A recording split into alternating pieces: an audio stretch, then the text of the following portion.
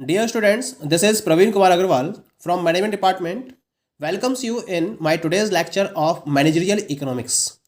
In today's lecture, we will discuss upon the factors determining the size of the market. जैसा कि previous lecture में हमने market के classification को study किया था, आज के लेक्चर में हम डिस्कस करेंगे कि किसी पर्टिकुलर मार्केट को के साइज को डिटरमाइन करने के लिए किन किन फैक्टर्स को रिस्पॉन्सिबल माना गया है। तो इसके लिए कुछ पर्टिकुलर फैक्टर्स दिए गए हैं। The first one is the nature of demand. This is the very first factor, that is nature of demand. Market का साइज डिपेंड करता है उस पर्टिकुलर मार्केट की डिमांड पर। यानी कि अगर किसी पर्टिकुलर कमोडिटी के रेफरेंस में डिमांड ज़्यादा है तो उस रेफरेंस में मार्केट का साइज भी लार्जर होगा, और जिस मार्केट में प्रोडक्ट की डिमांड कम होगी वहाँ कंपैरेटिवली मार्केट का साइज भी स्मॉल होगा। तो ये डिपेंड करता है नेचर ऑफ डिमांड पर। अगर कंज्यूमर्स के द्वारा रिक्वायर्ड कमोडिटी की डिमांड ज़्यादा है तो मार्केट कंपैरेटिवली लार्ज होगा। Clear. Second one is the durability of commodity. Market size commodity की ड्यूरेबिलिटी पर भी डिपेंड करता है। जैसा ड्यूरेबिलिटी के बेसिस पर हम दो पार्ट्स में डिवाइड करते हैं, एक तो नॉन ड्यूरेबल कमोडिटीज होती हैं और दूसरी होती है ड्यूरेबल कमोडिटीज। नॉन ड्यूरेबल का मतलब होता है जिनकी जो लाइफ होती है वो बहुत शॉर्ट होती है, they exist for a very short period of time. तो उन्हें तो हम नॉन ड्यूरेबल कमोडिटीज का नाम देते हैं, या फिर पेरिसेबल कमोडिटीज भी हम इन्हें कहते हैं। और दूसरी होती है ड्यूरेबल, जिनकी लाइफ लॉन्ग होती है, जिनको लॉन्ग पीरियड ऑफ टाइम तक यूज किया जा सकता है। अगर हम शॉर्ट लाइफ की कमोडिटीज की बात करेंगे तो इसके केस में मार्केट कंपेरेटिवली शॉर्ट होता है क्योंकि इनका टाइम पीरियड शॉर्ट होता है, जबकि जो लॉन्ग पीरियड कमोडिटीज होती हैं, जो ड्यूरेबल कमोडिटीज होती हैं, उनका जो मार्केट होता है वो लार्ज होता है क्योंकि इन कमोडिटीज को लार्ज पीरियड ऑफ टाइम तक कंज्यूम किया जा सकता है। Clear. Third one is the portability. Portability मतलब जो कमोडिटीज है वो कितनी ज़्यादा पोर्टेबल है, कैरी करना उनको कितना ज़्यादा ईजी रहता है। अगर पोर्टेबिलिटी हाई है तो मार्केट लार्ज लेवल पर होगा, और अगर पोर्टेबिलिटी कम है तो मार्केट भी स्मॉल लेवल तक रह जाएगा। Clear. Next one is the suitable sampling and grading.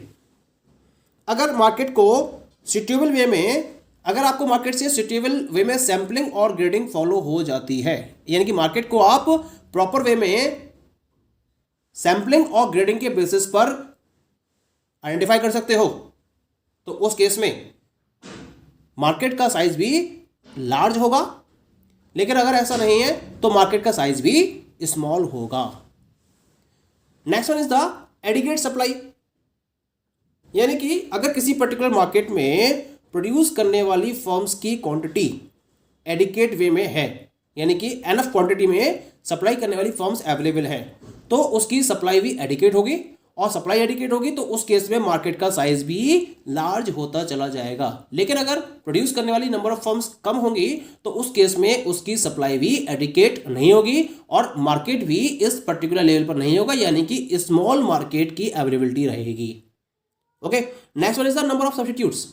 अगर किसी कमोडिटी के रेफरेंस में उसके नंबर ऑफ सब्स्टिट्यूट्स ज़्यादा हैं तो ऑब्वियसली उसका मार्केट साइज भी ज़्यादा होगा, क्योंकि उस पर्टिकुलर मार्केट में डिमांड भी ज़्यादा होगी, इसी वजह से उसके नंबर ऑफ सब्स्टिट्यूट्स भी ज़्यादा अवेलेबल होंगे, और ज़्यादा अवेलेबल होंगे इसका मतलब उस पर्टिकुलर साइज मार्केट का साइज भी लार्जर होगा।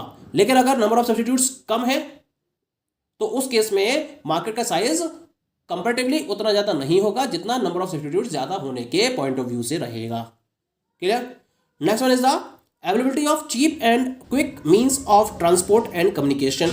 अगर किसी पर्टिकुलर मार्केट के अंदर ट्रांसपोर्टेशन और कम्युनिकेशन से रिलेटेड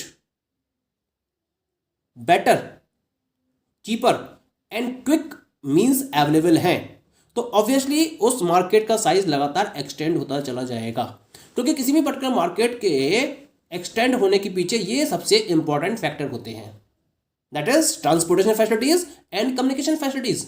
जिस पर्टिकुलर मार्केट में ये फैसिलिटीज इजी वे में अवेलेबल होती हैं, चीपर वे में अवेलेबल होती हैं, वहाँ मार्केट के एक्सटेंड होने के चांसेस लगातार बढ़ते चले जाते हैं और मार्केट उस पर्टिकुलर बेसिस पर लार्ज होता चला जाता है। Clear.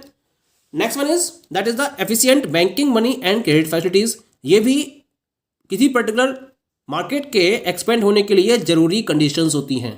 Proper banking facilities available है, प्रॉपर मनी फैसिलिटीज अवेलेबल है, क्रेडिट फैसिलिटीज अवेलेबल है, तो इससे क्या होगा, ज़्यादा से ज़्यादा फर्म्स अपने बिजनेस को उस पर्टिकुलर मार्केट में ऑपरेट करना चाहेंगी जहां ये सारी फैसिलिटीज़ प्रॉपर्ली अवेलेबल हैं।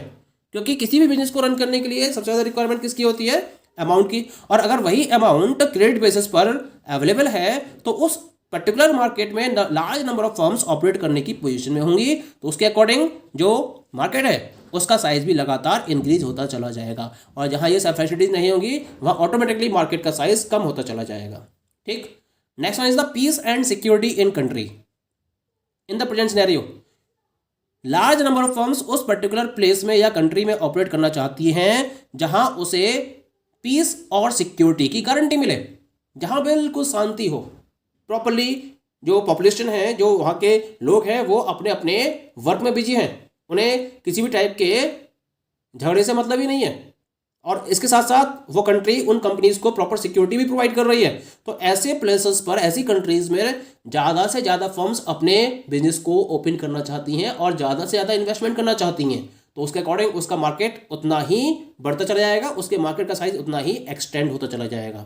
ये बहुत इंपॉर्टेंट फैक्टर होता है किसी भी मार्केट के साइज को डिटरमाइन करने के लिए। और सबसे लास्ट है गवर्नमेंट पॉलिसीज। ये जो गवर्नमेंट पॉलिसीज होती हैं जो किसी भी पर्टिकुलर कंट्री के अंदर इंडस्ट्रियलाइजेशन को या तो एनकरेज कर सकता है या फिर डिस्करेज कर सकता है। अगर गवर्नमेंट पॉलिसीज इंडस्ट्रीज के फेवर में है तो लार्ज नंबर ऑफ फर्म्स अपने बिजनेस को उस इंडस्ट्री में रन करना चाहेंगी और इन्वेस्टमेंट बढ़ाना चाहेंगी, जिसके बेसिस पर मार्केट का साइज भी लगातार इंक्रीज होता चला जाएगा। लेकिन अगर यही कंडीशंस बिजनेस के फेवर में नहीं है, अगेंस्ट में है, तो क्या होगा, इसका अपोजिट इंपैक्ट होगा और मार्केट का साइज लगातार कम होता चला जाएगा, डिस इन्वेस्टमेंट की तरफ ये मूव करता चला जाएगा। ओके, तो ये सारे फैक्टर्स हैं जिनके बेसिस पर हम किसी भी पर्टिकुलर मार्केट के साइज को डिटरमाइन कर सकते हैं। Okay, the next topic is the market mechanism. क्योंकि हम यहाँ मार्केट के रेफरेंस में बात कर रहे हैं तो यहाँ ये डिस्कस करना जरूरी है, मार्केट में जो कमोडिटीज अवेलेबल हैं उनके प्राइस को डिसाइड करने के लिए किस मैकेनिज्म को फोकस किया जाता है। Because there is availability of both buyers and sellers in the market. Buyers क्या चाहेंगे, बायर्स गुड्स को कम से कम प्राइस पर परचेस करना चाहेंगे, ठीक है, लेकिन जो सेलर्स हैं मार्केट में वो ज़्यादा से ज़्यादा प्राइस पर अपने प्रोडक्ट को सेल करना चाहेंगे। क्या होता है, इनके बीच में एक बार्गेनिंग होती है और इस बार्गेनिंग के बेसिस पर एक पर्टिकुलर प्राइस ऐसा डिसाइड होता है जिस पर बायर और सेलर दोनों एग्री होते हैं और उसी प्राइस को मार्केट में फॉलो किया जाता है और जितने भी बायर्स हैं, जितने भी सेलर्स हैं, वो उसी पर्टिकुलर प्राइस पर डीलिंग को फॉलो कर रहे होते हैं। It means the equilibrium position of the market is obtained by the supply and demand forces. तो मार्केट में दो तरह के फोर्सेस वर्कआउट करते हैं। पहले फोर्स को हम बोलते हैं सप्लाई फोर्स, जो क्रिएट होता है कहां से, the supply is from the sellers side, from the producers side, and the demand is from the buyers side और consumers side. The demand and supply forces work in opposite direction. जैसे मैंने discuss किया था कि buyers हमेशा कम से कम price पर purchase करना चाहेंगे, यानी कि कम प्राइस होगा तो वो ज्यादा क्वांटिटीज की डिमांड करेंगे, ज्यादा प्राइस होगा तो वो कम क्वांटिटीज की डिमांड करेंगे।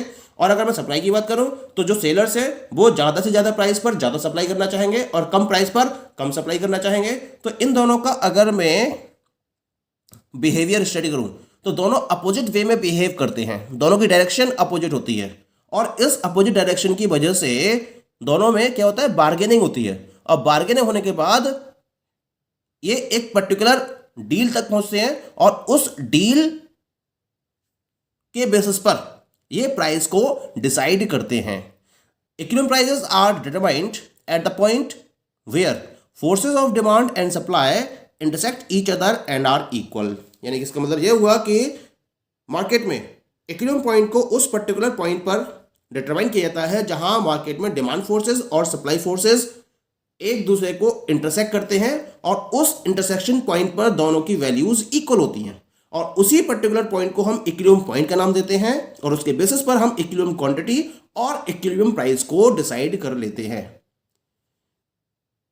मार्केट में जितने number of goods and services available होंगे उतने ही प्राइजेस भी अवेलेबल होंगे, दैट इज वेरी श्योर, क्योंकि हर एक गुड के रेफरेंस में एक अलग प्राइस होगा।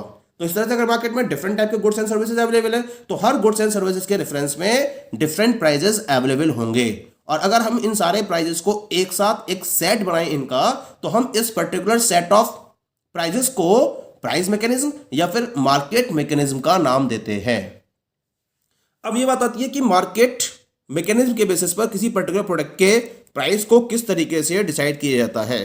तो इसके लिए हम एक ग्राफिकल रिप्रेजेंटेशन को स्टडी करेंगे, that is given here in the graph. In this graph मैंने एक्स एक्सिस और वाई एक्सिस में एक्स एक्सिस पर क्वांटिटी सप्लाइड और क्वांटिटी डिमांडेड दोनों को इंक्लूड किया है, और वाई एक्सिस पर मैंने प्राइस को इंक्लूड किया है। ओके, यहां आपको दो कर्व दिखाई दे रहे हैं। The first one is the demand curve, जिसको मैंने डी से रिप्रेजेंट किया है।